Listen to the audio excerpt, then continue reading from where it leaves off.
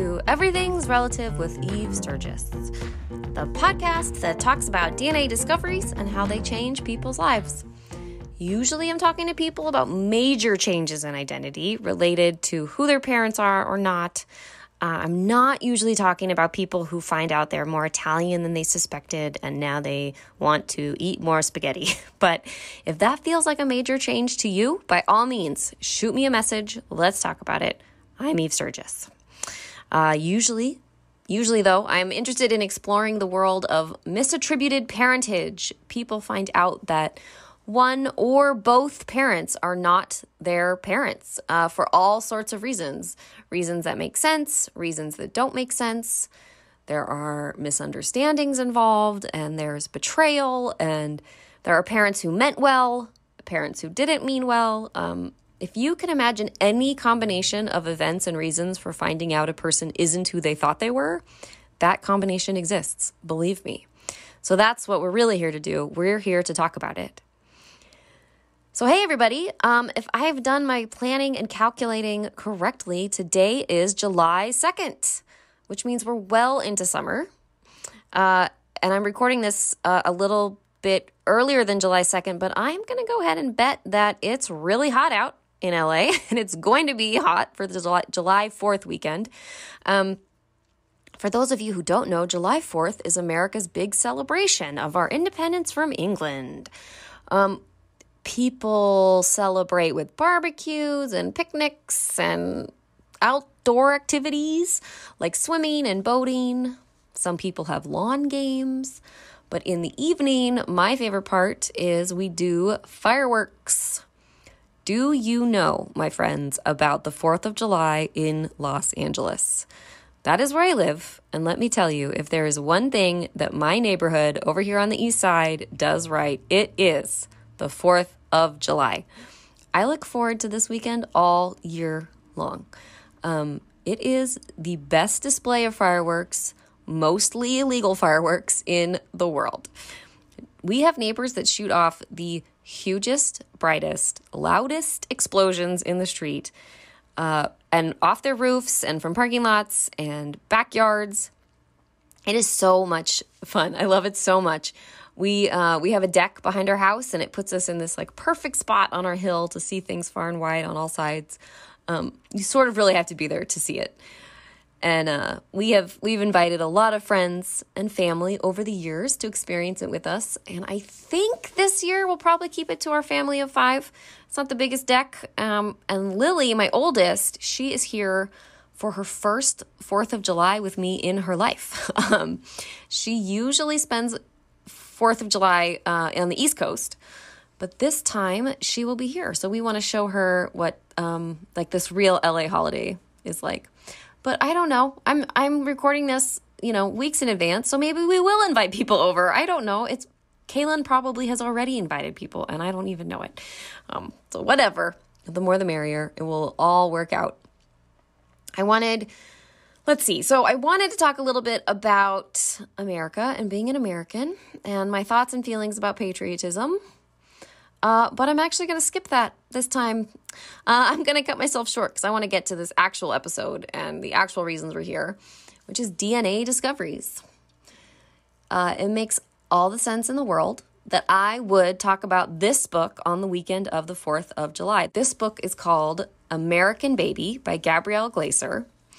I had the pleasure of reading this book before talking to Gabrielle, and let me tell you, there are 2 things at play here.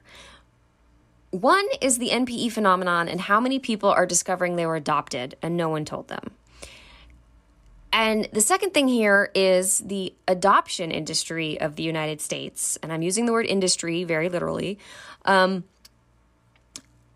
especially what was going on in the era of the baby boom, right? Like post-World War II. So if you think you know what was going on or you imagine you can speculate, I'm pretty confident that you don't actually know what was going on, unless you come from a specialty in this field. But like when taken into the context of the NPE community and the growing number of people discovering how they were adopted, it is just yet another example, another layer of how complex this issue is, and how the NPE issue is, and misattributed parentage, and no one exists and not one incident occurred in a vacuum. And not, no man is an island. And this book, it tells a story of one woman who becomes pregnant at age 17, and what happened. It's very compelling. It also follows like the real history of adoption, weaves them together, and invites readers to imagine the long-term effects that it's had on individuals and a society, what it means for us as a people, especially during this time of NPE phenomenon. So I got to sit down with the writer. It was another very surreal moment for me. I'm just consider myself a very humble podcaster. I'm just in my Los Angeles basement. It's not soundproof, as you all know. So it was wild. It was wild. It was really fun. I'm really grateful for the opportunities this podcast has been affording me lately. So I'm going to go ahead and play you our talk together. This is the podcast, Everything's Relative with Eve Sturgis. I'm talking with author and journalist Gabrielle Glaser about her book, American Baby. You're Gabrielle Glaser. You wrote American Baby. And I have to tell you that people I come from the NPE world, which I'm sure you know what that is now. And this book was circulate. People were talking about it, in the support groups, and I saw it, and I was like, oh, good. And, another book, and kind of put it on a distant one day I'll read it reading list that I have that always. And then Pamela contacted me and sent me the book, and I was excited for lots of reasons, but I was excited that I didn't even know it would apply. I honestly didn't know what it was about. All I saw was that people were reading it and it had something to do with adoption. And so I was like, well, that doesn't exactly apply to me. So started reading it. Can't, I don't even know. Could not put it down. I'm not quite finished.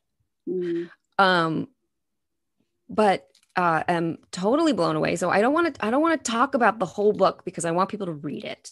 So I don't want to tell anybody everything that goes on, but it is a book about adoption. But that is not what this book is about. This book is, if I may say so. This book it's about the adoption industry, but it's about American society, and it's about the baby boom, and it's really about people and humans, and women, young women. And so I have my list of questions to ask you, but I have to say that I even was messaging with some groups of NPE and LDAs and DCs that I kind of am in regular communication with. And I kept saying, you guys, I can't stop crying. This book just crushed me. And I'm not somebody I'm a very emotional person, but generally if a book weaves story with historical information or narrative with fact, or I can stay a little bit distant, but this time I just couldn't do it. And it could be because I have a daughter that's 17. It could be that I had her when I was 22 and unmarried. And those were just it was just sudden, all of a sudden, this whole concept was too close to home. But it's beautiful. It's beautiful and it's powerful. Yeah. Well, I kind of know what some of the things that happen, but I'm just really still sort of on the edge of my seat for Margaret. And so I'm going to have other people had emotional experiences like that with you, with this book? Have they? Yeah.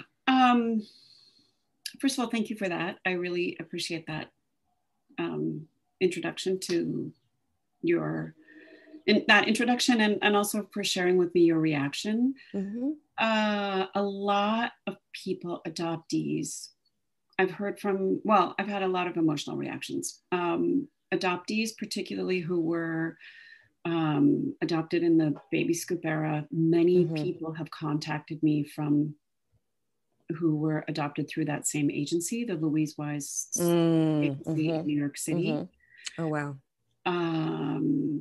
Many people have reacted, many adoptees have reacted with shock and bewilderment, wondering,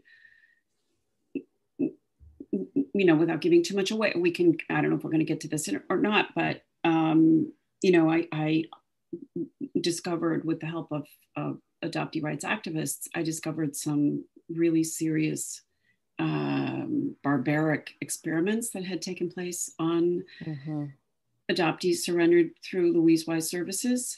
And many people have reacted to that with utter shock and horror, wondering if they were part of those, part of that experimentation. They want to know if it's possible to find out if they were. Of course, unfortunately, it's not. We can get to that too.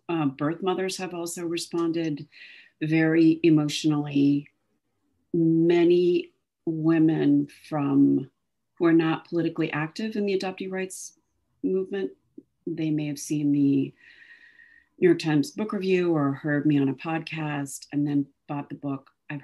Read the book. I've heard from many women who have been unclear about whether they should try to reunite with their lost sons and daughters. And I think for them, it gave them it lessened the loneliness maybe that they've and the shame that they've been experiencing for 40, 50, 60 years. I heard from one woman, an extraordinary woman in Maine, who said that her life really mirrored Margaret's in many aspects. And she couldn't, she was told to forget that she'd ever had her son. And of course she couldn't. And it gave her the wherewithal, I believe, to try to locate her daughter.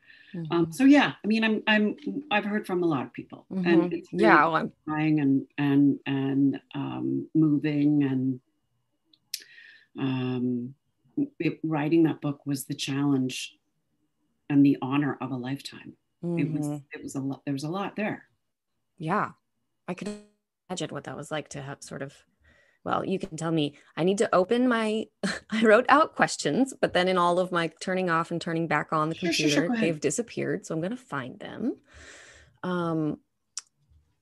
But I want to know what the process was like, but I imagine there was a sort of can of worms that you opened, or a Pandora's box experience of thinking you were looking a little bit into the adoption industry, and you had in the beginning, you talk about being inspired by this friend of yours who was an adoptee, and was it just bigger and more than you ever imagined what you were gonna uncover?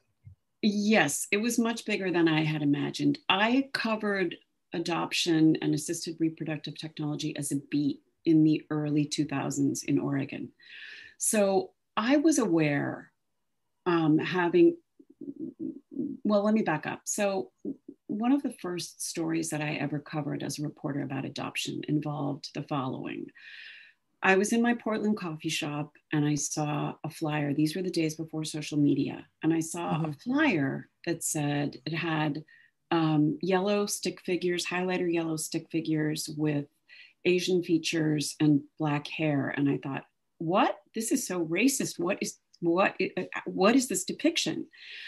And then the words of the flyer, then I looked up and it said, "Are you an angry Korean American adoptee? If so, so are we. Call this number. Here's a support group." So I called the number. I pulled off the little, one of those little things you tabs. Yeah. And my editor and I just decided, wow, this is a really interesting story. Oregon was the center the birthplace of transracial international adoption. There's an agency called Holt based in Eugene that began Korean American adoptions during the Korean War in the 1950s. And there was a whole history of social engineering and Cold War politics involved in that was riveting. But for this one story, I interviewed 4 different adoptees, and I didn't get in the way of their words. I didn't try to craft it into a story. We just it was one of those in their own words pieces with beautiful portrait photography as well. And the response to that story, which I think ran in 2003, maybe 2004, I think it was late 2003, was so overwhelming. My inbox, I was inundated the next day with emails from Korean American adoptees, but also from adoptive parents who were outraged. Mm-hmm. Absolutely. That's on my list of questions. Yeah, absolutely outraged. They said, "How dare they? How dare you?" Oh, and the adoptees were angry about their experiences. They were angry about being deracinated. They were angry about their losses. They were angry about not knowing Korean. They were angry about not having access to food they liked their whole lives. It just opened my eyes so much about the narrative of adoption. And I realized, and I had a wonderful editor, he's just an incredible guy. And with that response, we realized, wow, we've hit a nerve. We've touched on something that is sacred in our society. We have this belief that adoption is a beautiful thing. And, the response from the adoptive parents was, we rescued these kids. How dare they, how dare you? They threatened to cancel their subscriptions. I mean, it really was, you're not allowed to talk about that. You really hit a nerve. I really hit a nerve. And then I really started examining what adoption meant. I spent quite a long time, maybe a couple of years, investigating what really happens, what the research behind it was, the losses, what it meant to have an open adoption, which, that's another can of worms. But to answer your question, I had a deep sort of understanding of the parameters, but I didn't know. Once I returned to this story in 2015, 2016, I didn't realize the breadth, the depth, the deceit. I knew that it was a deceitful industry, and I knew that it was a lucrative industry, and I knew that there was a lot of money made on the transaction of selling baby. And let's be honest, the transaction of providing an adoptive family with a baby, there's money involved. And but I didn't realize for myself how powerfully money driven the whole enterprise was. So I hope did I answer your question? Yes, absolutely. I think you're completely. I think you're saying that you had been studying it for a while, and then as you dove in for this book, it just was bigger and bolder than you had imagined it was. And I think for most people, myself included, and you just acknowledged it about yourself, we all have this this one particular we all who are not adoptees have this like one idea of what adoption is. And it never occurred to me that was a created narrative. I thought that I just accepted it as part of the fabric of life or of America or of society or of altruism. I just thought, I keep thinking that I have a really open mind and I have a really broad imagination and I can, I'm pretty open to all possibilities. And then within this NPE experience for the past 2 years for me, or 3 years, it's like I just continue to find another layer of something I haven't thought about people, about people, the people around me. And I thought, also coming to your book, I thought, well, I know two stories. I know one, I know of a person who pursued finding her, the child she had given up for adoption, and was devastated to find out that her life had not been so wonderful. And it, that story blew my mind. I heard it in college. It totally blew my mind. And I thought it was unique. Like I thought, until I tell Gabrielle this story, when I read this book, I'll know about this one story. And then I know somebody else that had a really intense experience having a child very young, that she did not give up for adoption, but the child became ill and died, passed away. And I am constantly thinking about the way that when you meet people, you don't know what they've been through. And this, by the time she was 22, she had already had a baby, been married, lost the baby, and been divorced. And she's, and I think about her a lot. I think about that story a lot. And this book, so I thought, oh, well, I really have thought of these things. And then this book was so much bigger. And I thought, oh, my one unique story. And then I'm reading, and you've got numbers in there in the millions of young girls, young women having their babies taken from them in all sorts of different ways, coerced from them, or they were manipulated into giving them up. And then what has happened to these children, and nightmare. So, yeah. And I hope I don't sound too dark and heavy and doomsday. It's an excellent book. I really recommend reading it. It's a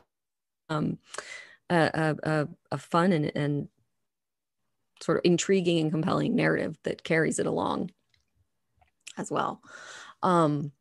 So what was the biggest surprise for you going through this?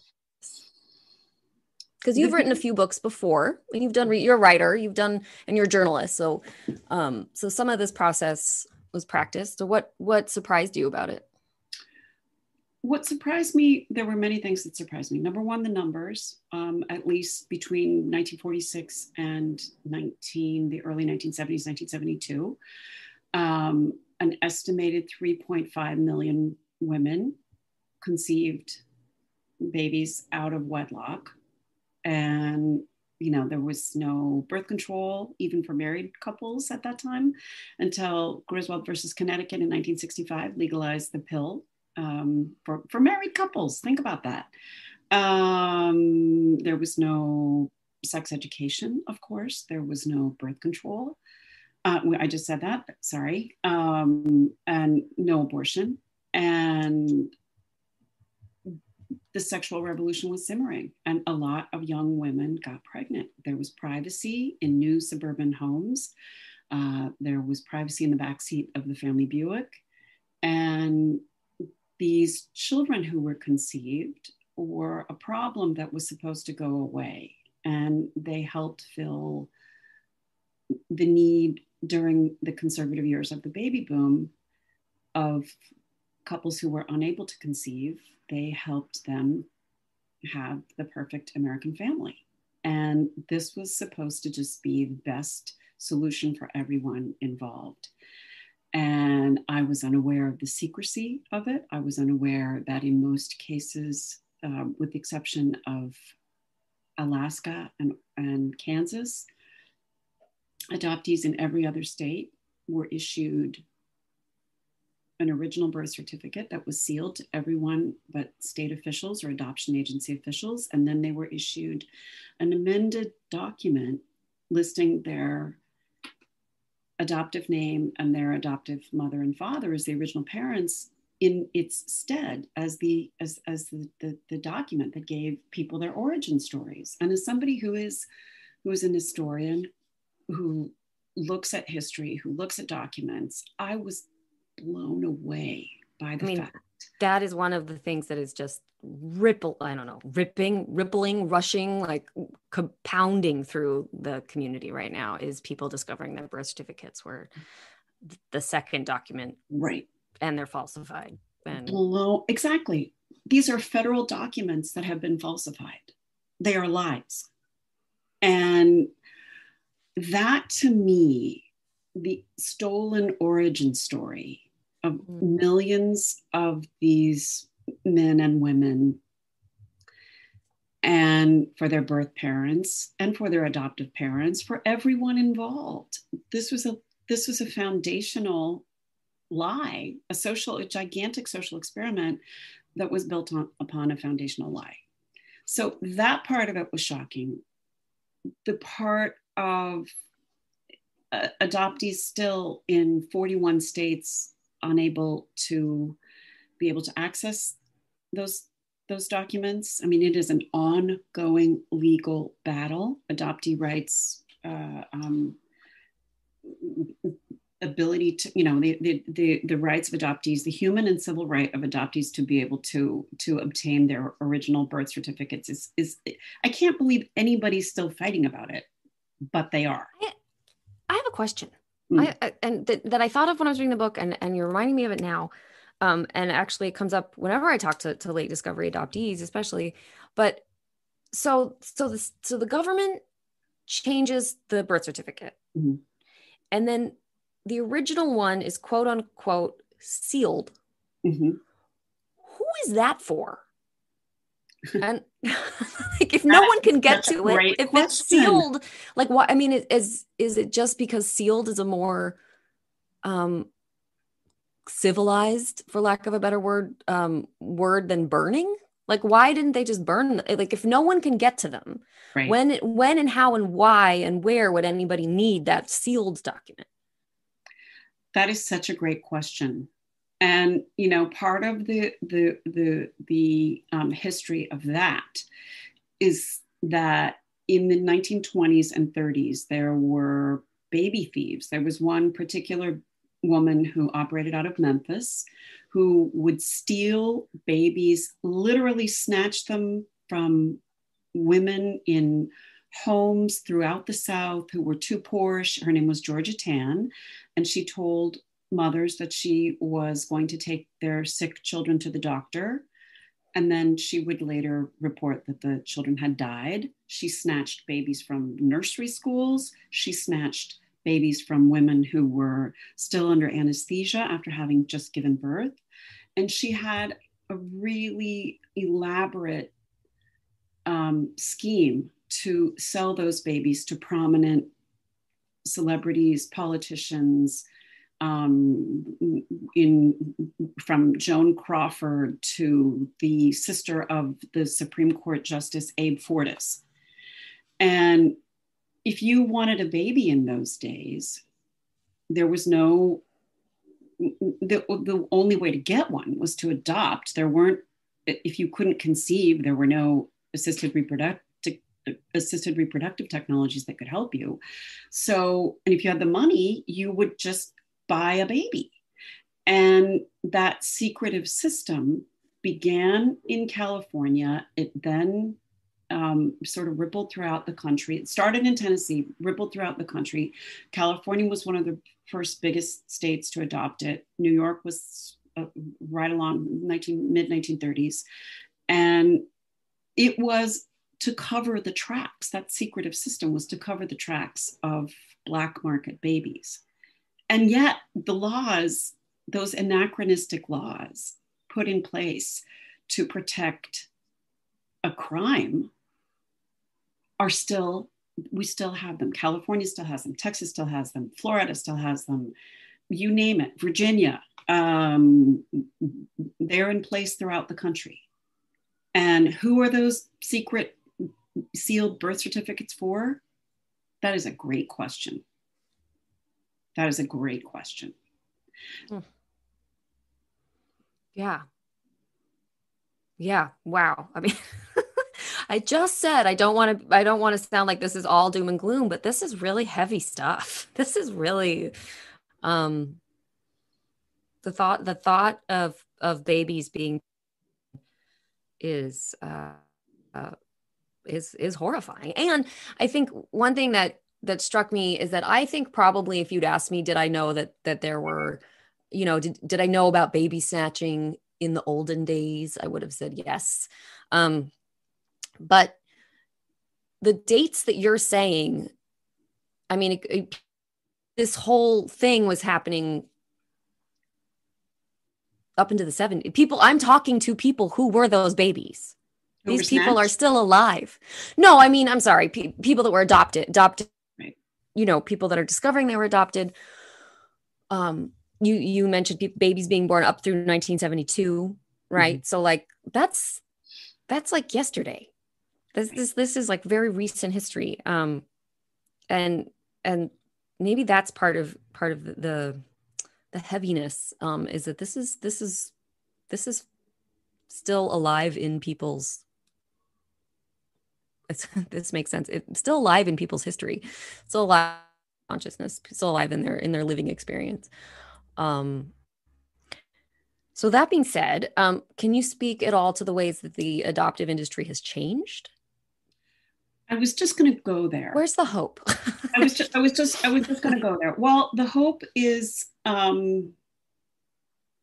adoption fraud still exists. There is still deceit on all sides of the deceit that I talk about in the book is that birth mothers were deceived, adoptive families were deceived, and adoptees were deceived. They were all deceived. Everybody was told. The adoption agencies really played God. They created fictitious origins about the babies themselves, for the adoptive parents, and for the birth parents, they created fictitious destinations. Oh, your baby's going to go live with a diplomat, or your baby's going to go live with a college professor who's got a circular driveway.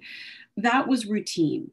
And adoptees, of course, were deceived with the narrative that their mothers didn't want them, and their mothers loved them so much they gave them to someone else to raise. And that is a foundational lie, of course. Imagine what that does to your sense of trust. Oh, the person who was supposed to love you most in the world made the choice not to raise you and to give you to strangers.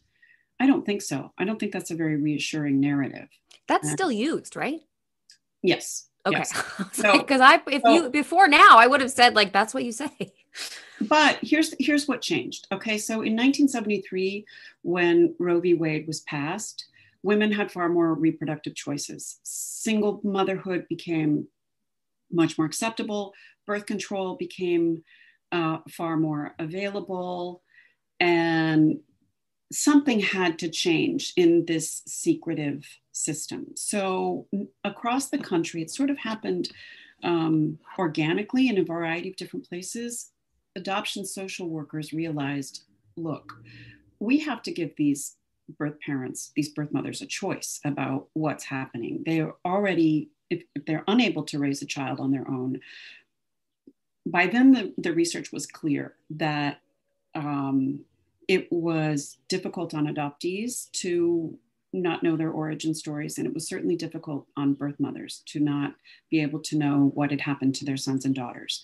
So it began with birth mothers providing maybe some medical history, full medical history, and some photographs, and then evolved to a much more open arrangement where the birth mother actually chose the family with whom she wanted to place her children. And then, in the best of all possible worlds, can remain a part of the child's life, a part of her son or daughter's life. And that gives the adoptee the ability to integrate his or her, okay, this is how I came into the world. This is my birth mother. These are my adoptive parents. And that's a much more, it just makes so much sense that you don't have big secrets that way. You understand, okay, well, this is why my birth mother made the choice she did. And these are the people who are raising me. And I've got this, that's how open adoption is. When it works and when it works well, that's how it is supposed to look. But it is still a very difficult, I don't want to be all doom and gloom either, but we need to realize and be very open about the fact that adoption begins with loss. Period. Full stop. It begins with a rupture, and ruptures are trauma. And even if it's a very happy, wonderful, I mean, I don't know what celebrity adoptions actually look like, on the inside of them. I mean, oh, how cool, you get to be raised by a superstar. Mm-hmm. But what is that like on the inside? That Mm-hmm. superstar mother and that superstar father might be extraordinarily good parents, but even so, Mm-hmm. where is that, where is that connectivity to to your own genetic tree, to your own family tree, to your own family history, to people who look like you, people who like vinegar? I mean, I hear these stories from people. Oh, I grew up in this household where everybody loves sweets. I can't stand sweets. I have a salt tooth. Those are the kind of really small, but they're not small details. They're huge. If you grow up in a household where you have to be 18 before you really discover that you can indulge your salt tooth, because at that point you're able to buy your own food or choose your own food when you go off to college. It sounds crazy, right? But it's not. Mm-hmm. That is trying to fit a round peg into a square hole, Right. for a really long time. And it's mysterious and difficult. Yeah. Yeah. So in the research, there are still, what would you say still needs to change around the adoption? Do we call it the adoption industry, adoption culture? I think adoption should not be secret. Mm-hmm. Everything about adoption should be open. Adoptees deserve the right to know who and where they come from, regardless regardless of whether it is an orphanage in Ethiopia or the girls who were adopted from China who are now coming of age and are, finishing college and launching their own, early adulthoods. Mm-hmm. Everybody deserves to know more than just the bare outlines of their stories. I've heard from a lot of adoptive fathers actually who say, "Oh, I'm a father of 2 adopted daughters from China, and they were just plunked down in a rice paddy, and that's how we got them." And to me, I just want to say, whoa, that is such a reductive story of your daughter's life. And you owe it to your daughter to try to help her find out more. So I just think, I'm not saying that we should not have adoption. Of course, Mm-hmm. sometimes parents Mm-hmm. are unable to raise the children they conceive and bring into the world. But we should abolish secrecy around adoption. Right. That's what I believe. Yeah, it's not all or nothing. It's so complex. So, but opening up the conversation, opening up communication, stopping the secrets, that's really like the theme these days. Especially in the NPE community, but yeah, and what do you think that you had, what was the most, because I asked you about what surprises there were, but has there been any unexpected outcomes from this project that you didn't see coming?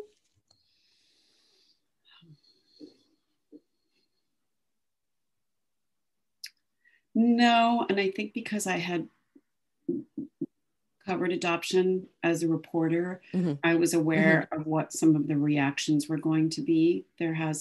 Right. There has been some defensiveness on the part of adoptive parents. There's a lot of when I'll give talks, there's a lot of response along the lines of, my adoptee doesn't think that way. That's not how my adoptee, and it's there's a defensiveness there.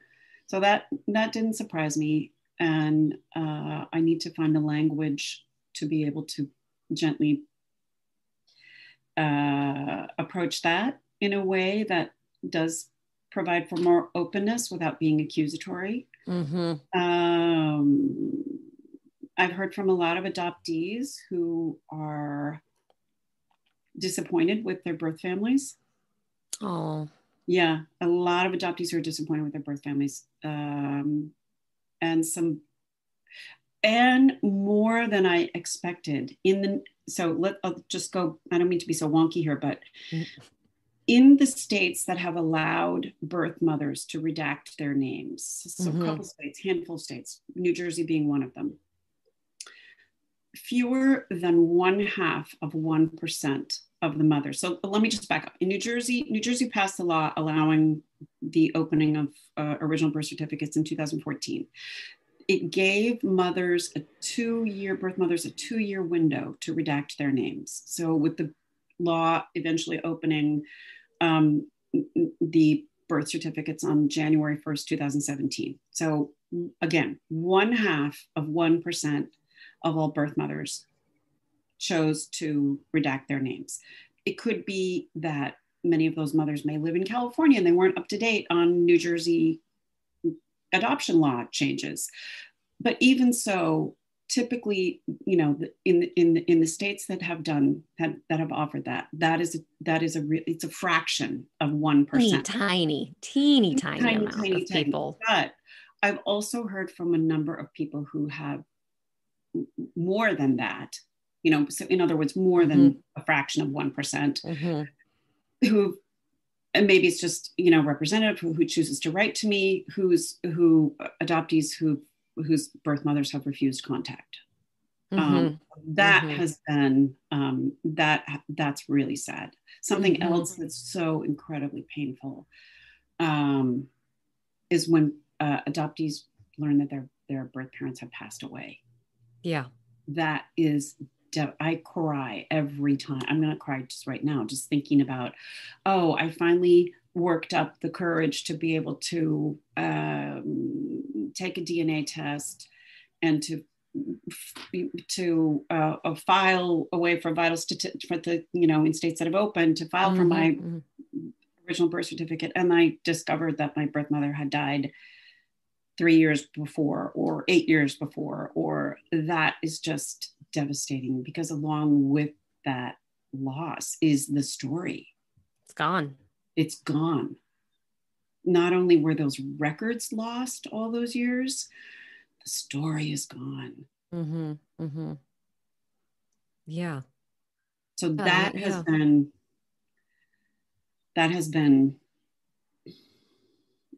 very powerful to hear from people. Yeah. Yep. And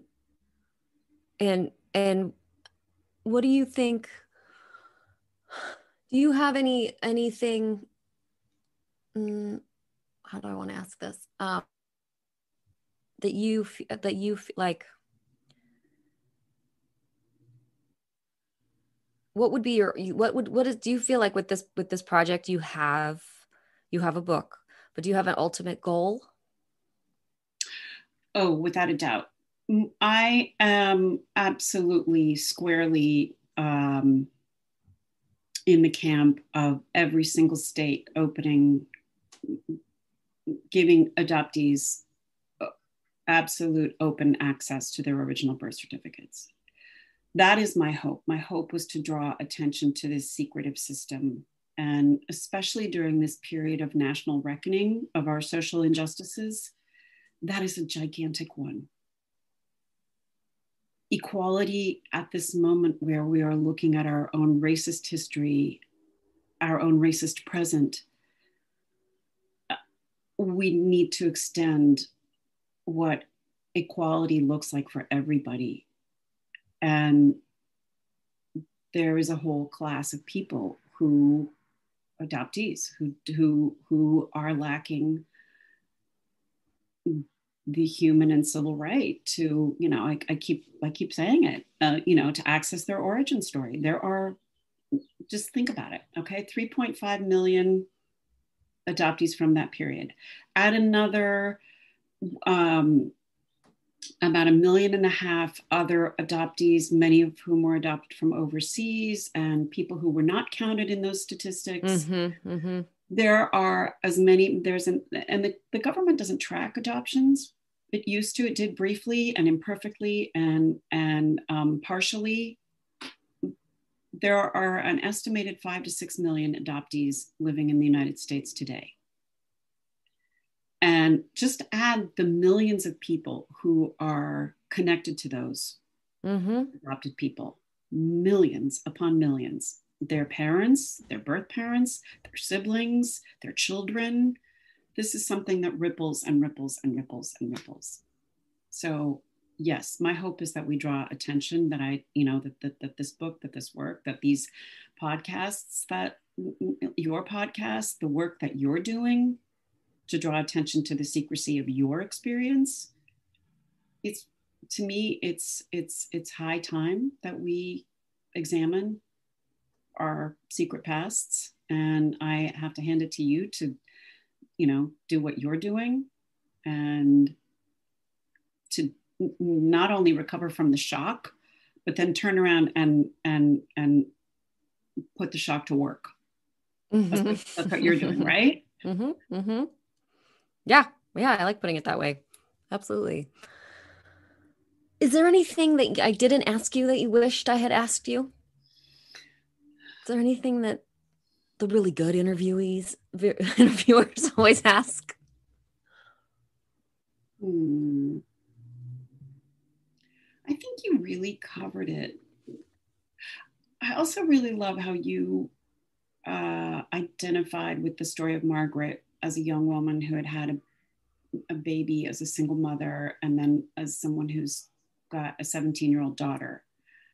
I also have 3 daughters, and my youngest was a teenager she was still a teenager. She's 19. But she was a teenager when I started writing the book, and it was about a 4-year process. So she was probably 13, 14. She was probably 13, 14 when I started. And just watching her go through young adolescence in the late 2010s, all the while talking to Margaret, who's the protagonist of the book, the birth mother involved in the book. And Margaret and I became extremely close. And she lives about 45 minutes from me when there's no traffic. And it was just these bookends of looking at this woman's experience. She's now a grandmother, and seeing it through my daughter's eyes, and also remembering the shame of sexuality during the years, even when I was growing up. I remember once I lied to my mother and said that a friend's parents were going to be home. And of course they weren't. And it was a Saturday afternoon, and my mom found out that I, had lied, and she came back and sort of yanked me out of the basement, and it was humiliating and frightening, and I got grounded, and I just wonder what was going through her head. Was she afraid I was going to be pregnant? What was it that she was afraid we were up to no good, which we weren't? Somebody had a joint.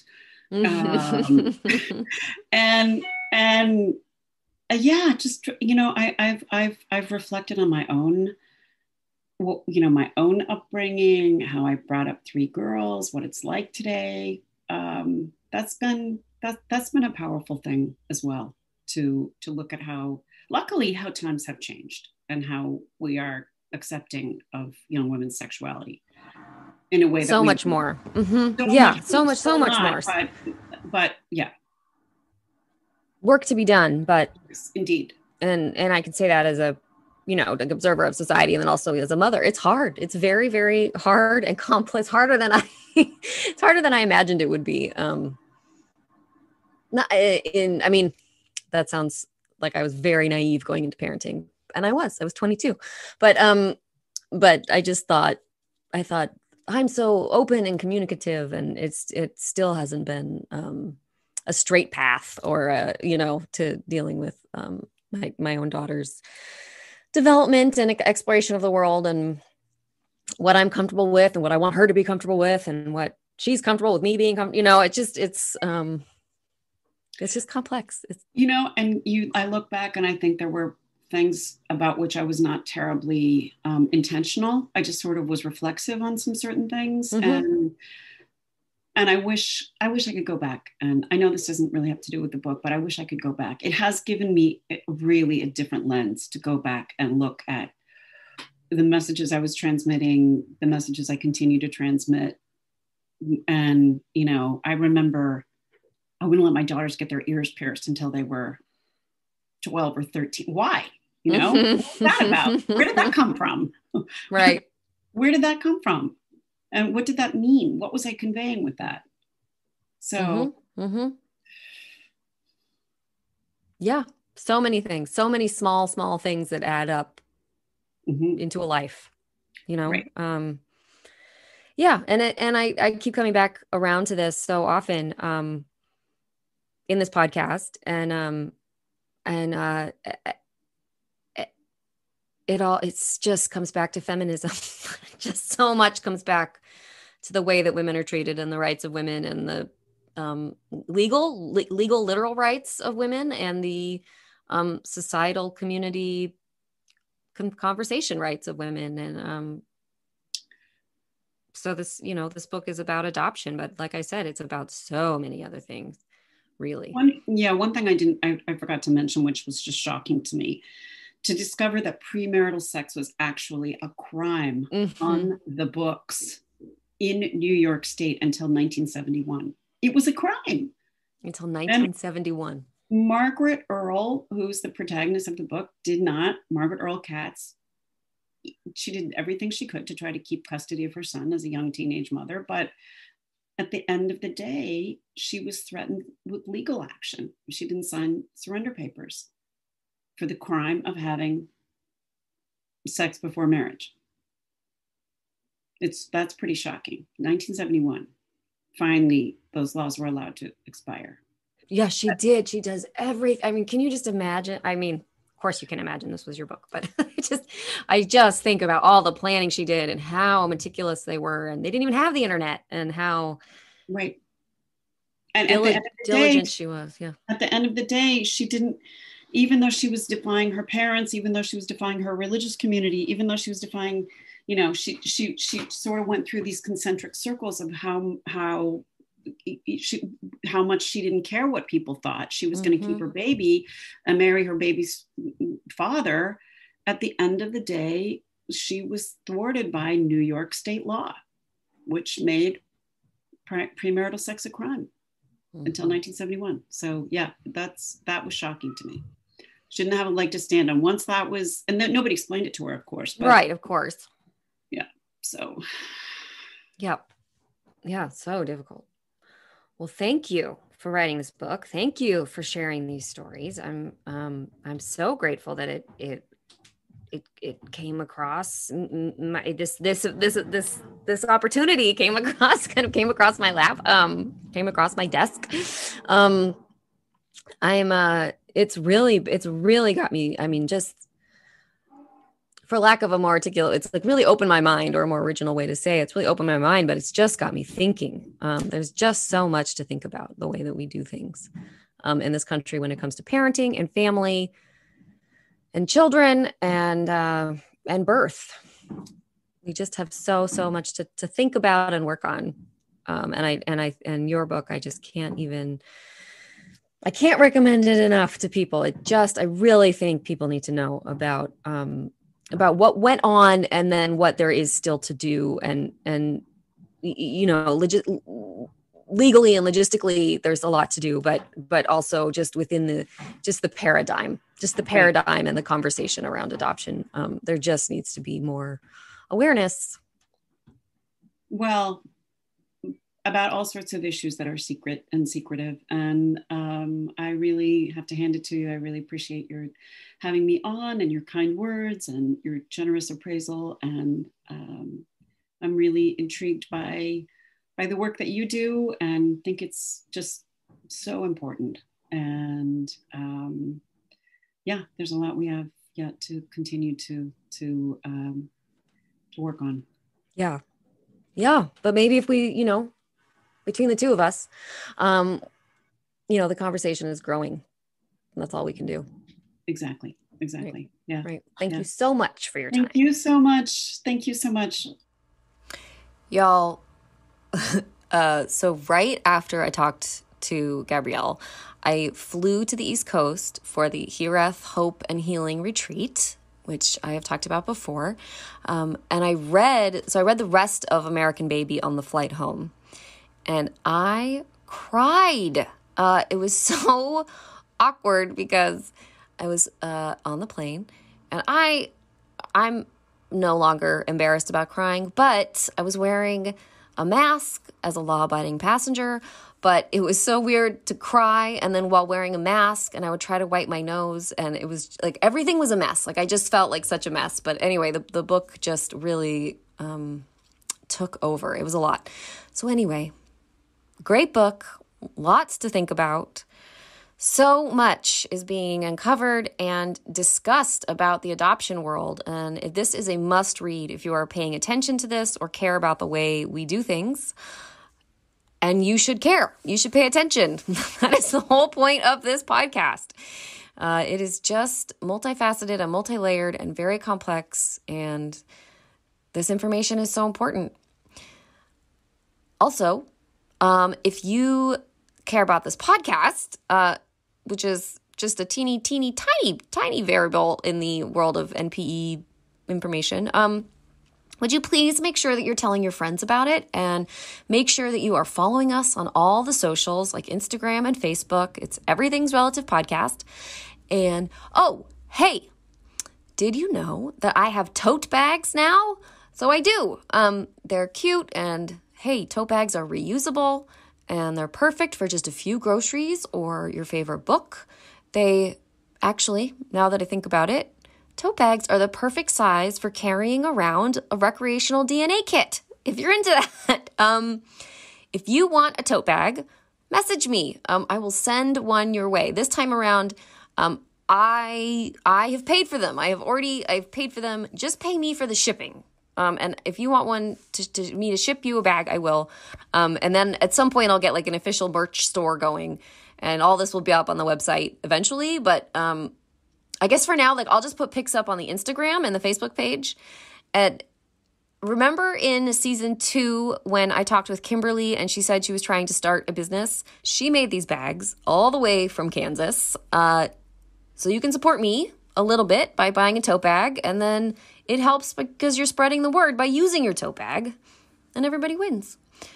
One other way to support me with potentially less cost to you than even the shipping is to become a Patreon member.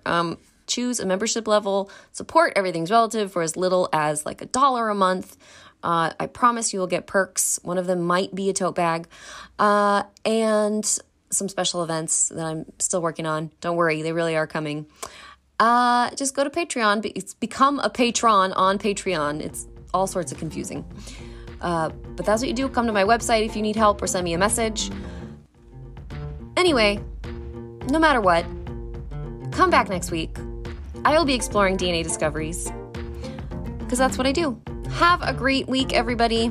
Please wash your hands. Take your vitamins. Don't forget to walk the dog. I'm Eve Sturgis. Bye-bye.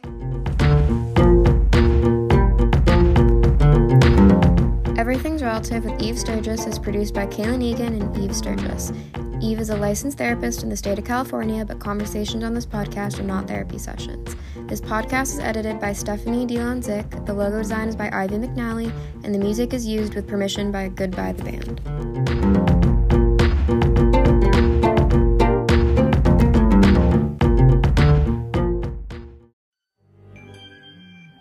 Hi, Adam Peacock from My Neighbors Are Dead here. Each week on My Neighbors Are Dead, I talk to the tertiary characters real and imagined from your favorite horror films.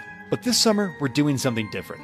We are taking you to the northern woods of Michigan, all the way up to Whitlow Lake, to bring you the original tale of the My Neighbors Are Dead Summer Camp Massacre. We're bringing back some fan favorites of the show as we try to piece together, through interviews with survivors, witnesses, and with any luck, the killer Chad himself, we're going to try to piece together exactly what the hell happened up there at Camp Whitlow Lake. It starts June 22nd and it runs all summer long. That's the My Neighbors Are Dead Summer Camp Massacre. You can find it on Apple Podcasts or wherever you get your podcasts.